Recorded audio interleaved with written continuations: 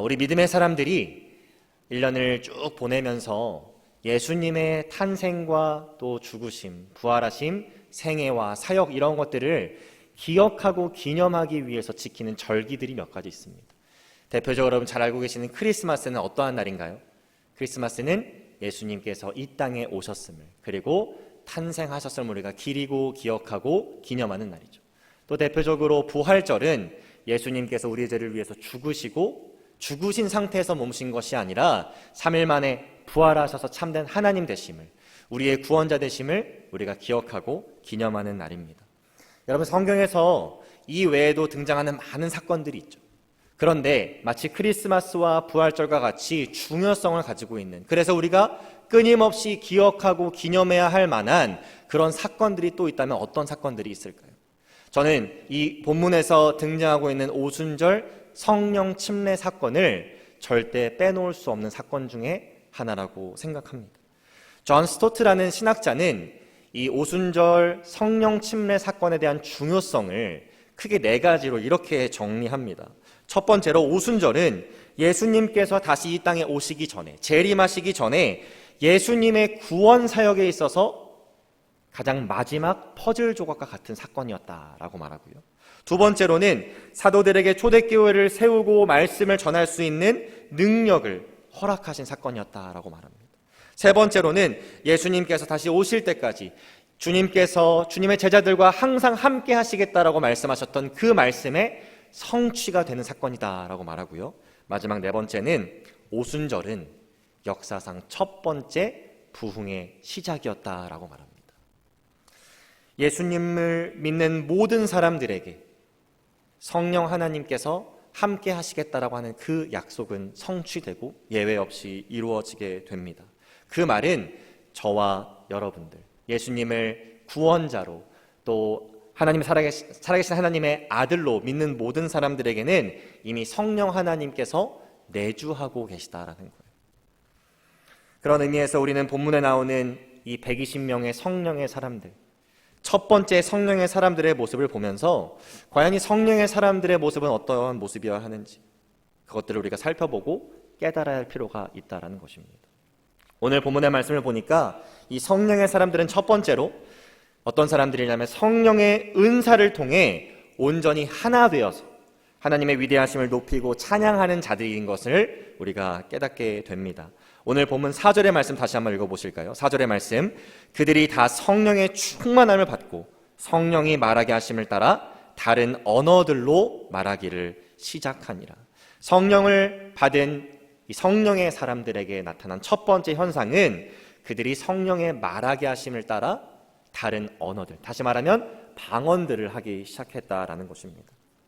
이 말씀을 딱 읽고 기적이라는 것에 반감을 가지고 있는 많은 사람들은 이 120명의 성령의 사람들이 다른 나라의 언어를 말할 수 있게 된 것이 원래부터 그들이 다른 나라의 언어에 능통했기 때문이다라고 주장하는 사람도 있어요.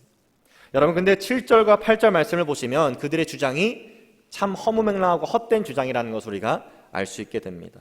7절 말씀에 보니까 이 방언하는 성령의 사람들의 모습을 보고 무리가 이렇게 말하는 거예요. 다 놀라 신기하게 여기되 보라, 이 말하는 사람들이 다 갈릴리 사람이 아니냐. 8절 말씀에도 보니까 우리 각 사람이 난 곳 방언으로 듣게 되는 것이 어찌 됨이냐. 지금 이 사람들이 무엇을 말하고 있는 것이냐면 이 방언을 하는 자들이 도저히 이 언어들을 구사할 수 있는 환경과 조건을 갖추고 있지 않은데 어떻게 이 언어들을 구사할 수 있는가라고 말하고 있는 거예요. 여러분, 120 성령의 사람들은 지금 자신들이 구사하는 다른 나라의 말, 그것을 원래 구사할 수 있는 능력이 없었던 사람들입니다. 마치 여러분들이 중국에 한 번도 살아본 적도 없고 중국에 가본 적도 없고 중국 사람들이 하는 말을 들어본 적이 없는데 그 언어를 여러분들이 유창하게 구사하는 것과 동일한 현상이에요. 여러분 생각해 보십시오. 여기 우리 하누리교회에는 미국에 오신 지 30년, 40년, 50년, 20년, 수십 년이 흐르신 분들 많이 계시지만 여러분, 미국에 왔다고 해서 영어가 한 번에 확 늘던가요?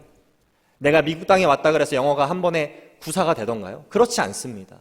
내가 다른 나라의 언어, 한 번도 배워보지 못한 나의 first language가 아닌 다른 언어를 구사한다는 것 결코 쉬운 일이 아닙니다. 그런데 그 지역에 가본 적도 없고 배워본 적도 없는 사람들이 그 언어를 유창하게 지금 하고 있다는 것은 그 사람들의 능력이 아닌 전적인 성령 하나님의 능력, 성령 하나님께서 허락하신 기적이라는 것을 증명하는 것이죠.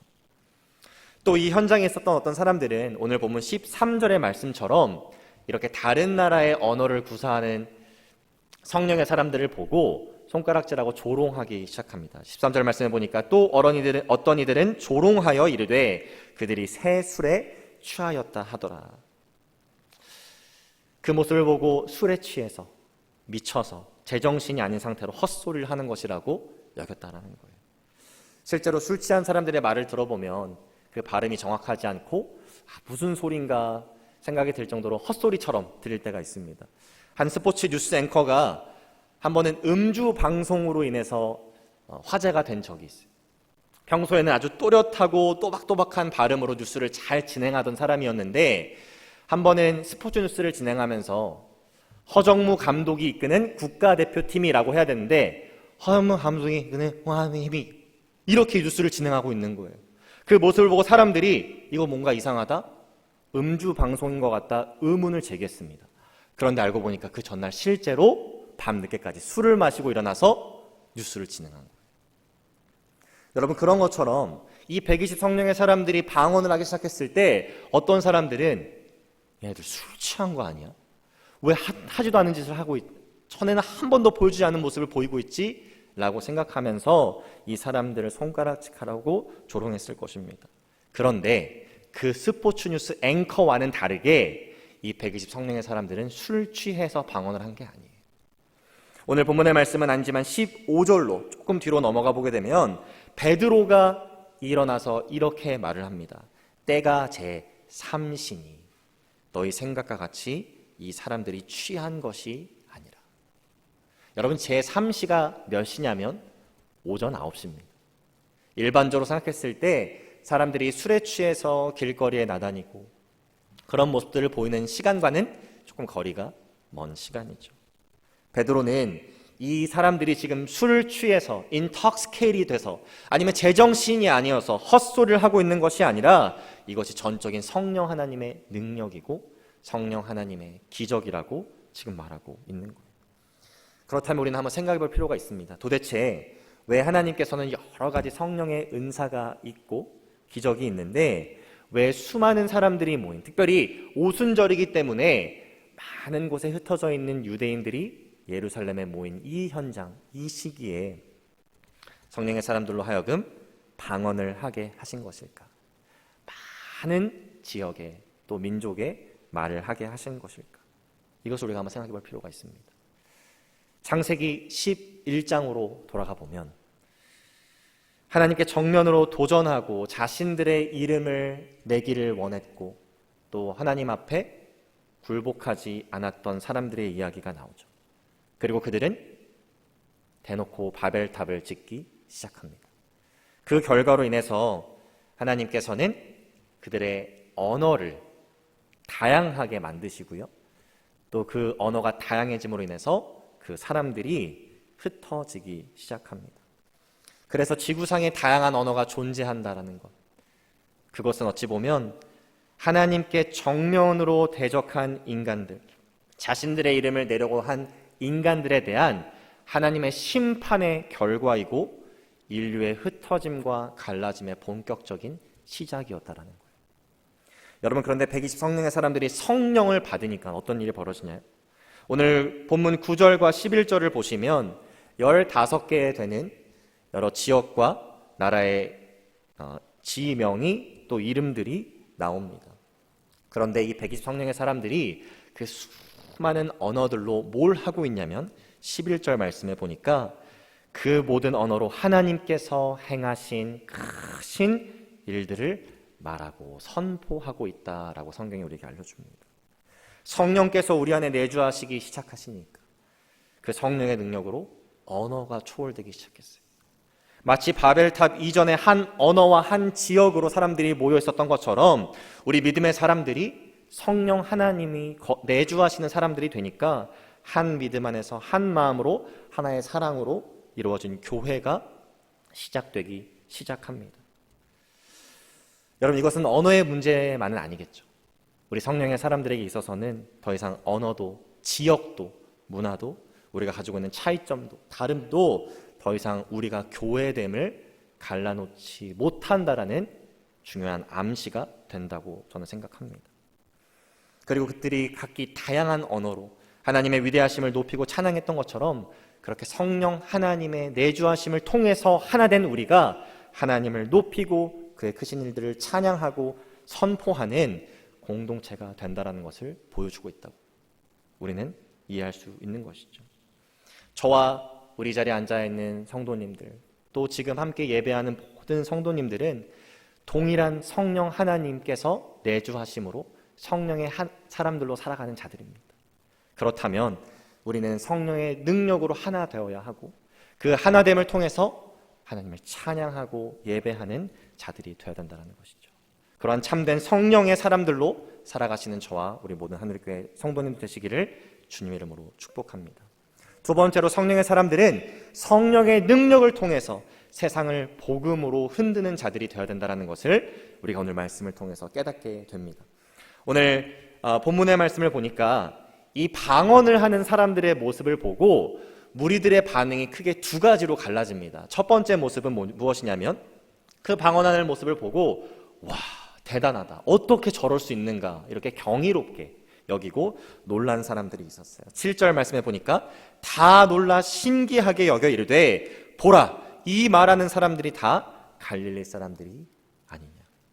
도저히 우리 눈에는 불가능한 일이고 이것이 현실로 일어나기 어려운 일인데 일어나고 있기 때문에 의아해하고 경이롭게 여기는 자들이 첫 번째 부류의 사람들, 그들이 보인 반응이었습니다. 두 번째 반응은 어떤 반응이었을까요? 우리가 방금 읽었던 것처럼 그 방언하는 모습을 보고 조롱하고 비방하는 자들이 있었어요. 13절 말씀에 또 어떤 이들은 조롱하여 이르되 그들이 세술에 취하였다.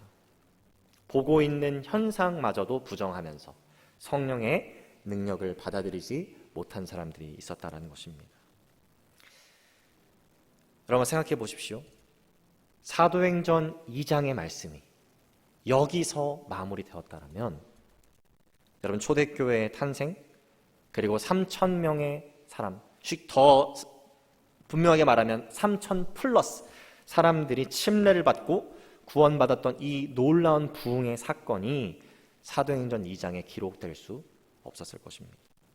그런데 하나님께서는 각기 흩어져 있던 유대인들이 예루살렘에 모인 이 오순절에 120명의 믿음의 사람들에게 성령을 부어주셔서 꼭 이루고자 하신 일이 있으셨는데요. 그것은 무엇이냐면 바로 복음이 선포되는 겁니다. 이 방언이라는 기적의 포커스가 배우지 않은 말을 하고 있는 이 성령의 사람들이 대단하거나 아니면 그들이 미쳐 있거나 이런 평가에 머물러 있는 것이 아니라 이 기적의 사건들을 통해서 예수 그리스도가 선포되고 복음이 선포되기를 원하셨다라는 거예요. 여러분, 그것을 우리가 어떻게 알 수 있습니까?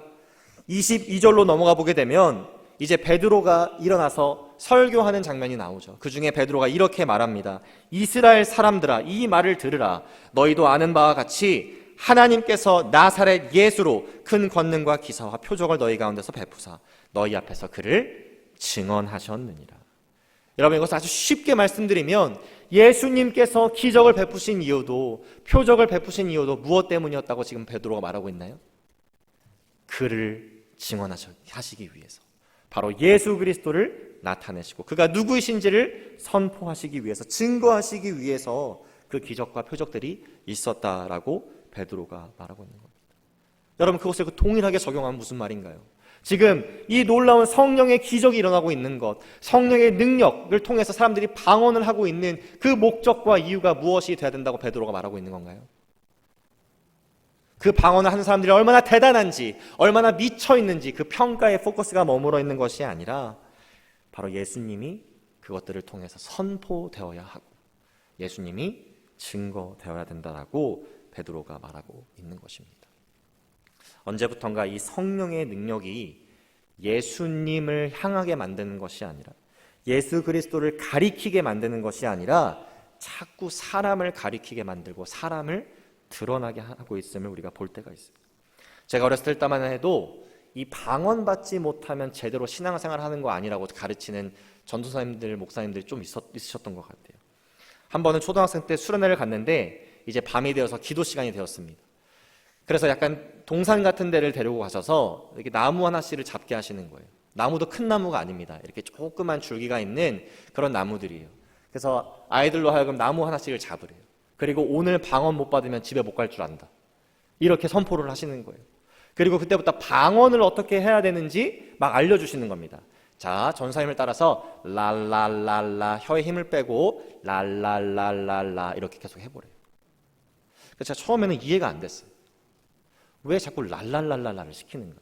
내가 기도해야 되는데. 그러다가 어떤 아이가 랄랄랄랄랄라 이렇게 하기 시작합니다.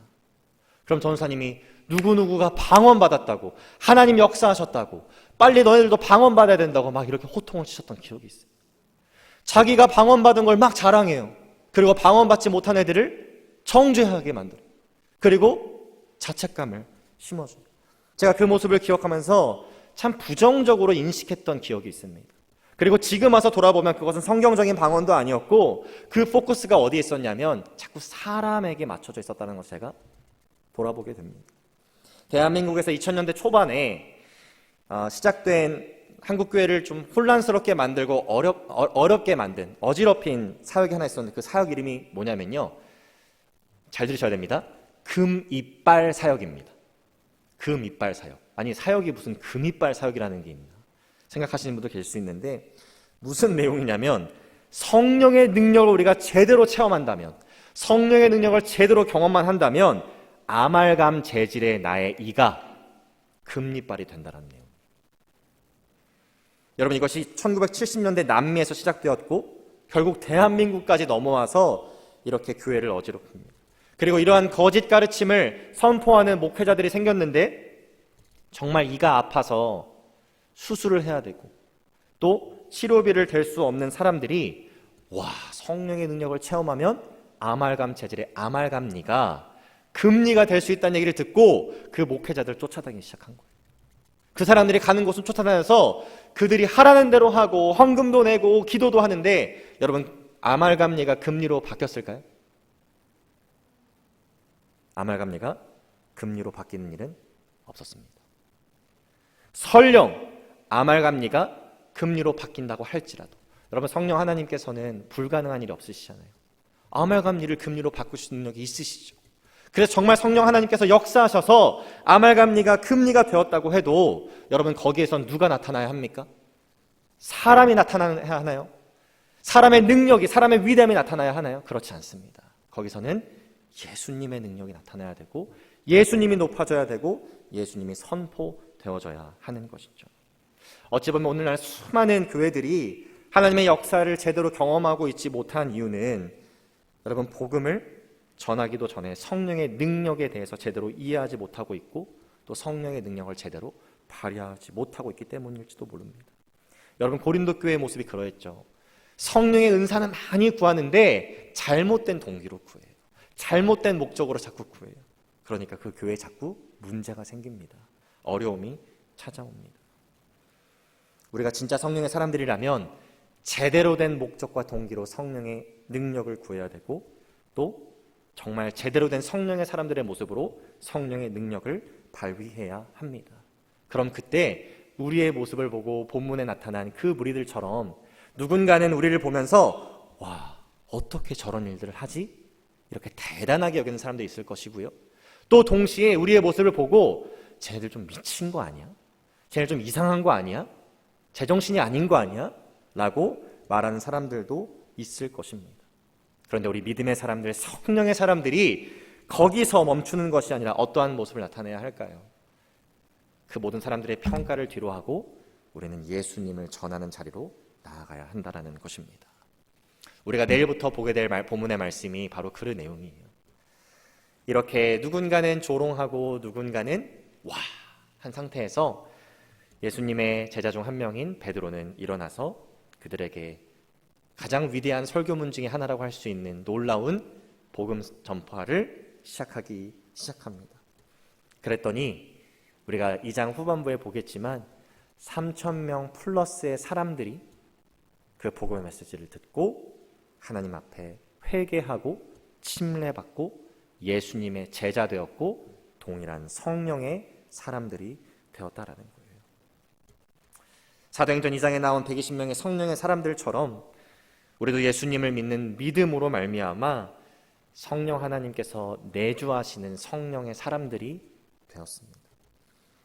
그렇다면 우리는 성령의 능력을 발휘해야 하는 사람들이고 또 세상의 평가와 눈초리에 상관없이 그 성령의 능력을 가지고 예수 그리스도를 선포하고 찬양하고 그 예수 그리스도를 증거하는 자들이 되어야 되는 것이죠.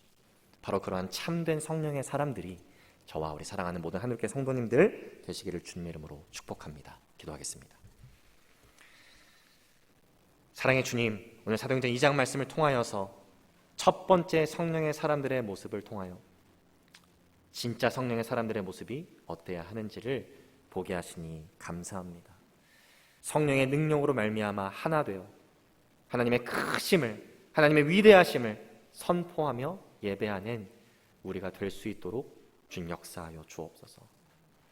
언어를 넘어, 문화를 넘어, 지역을 넘어, 다름을 넘어 온전히 연합하게 하시고 다른 것을 연합하는 것이 아니라 오직 주님을 높이는 일로만 연합하는 참된 성령의 사람들의 공동체가 바로 우리 하늘의 교회 되게 하여 주옵소서. 또한 우리가 세상 사람들의 평가에 이리 치이고 저리 치이는 것이 아니라 나를 드러내고 나를 자랑하는 것으로 만족하는 것이 아니라 오직 예수 그리스도만 선포되어지고 예수 그리스도만 자랑하는 참된 성령의 사람들로 살아갈 수 있도록 우리가 날마다 성령 충만하게 하시고 내 안에 있는 나는 죽고 나를 인도하시고 이끄시는 성령 하나님만 따라갈 수 있는 성숙하고 거룩한 믿음이 우리의 믿음 되게 하여 주옵소서. 감사드리며 예수 그리스도 이름으로 기도합니다.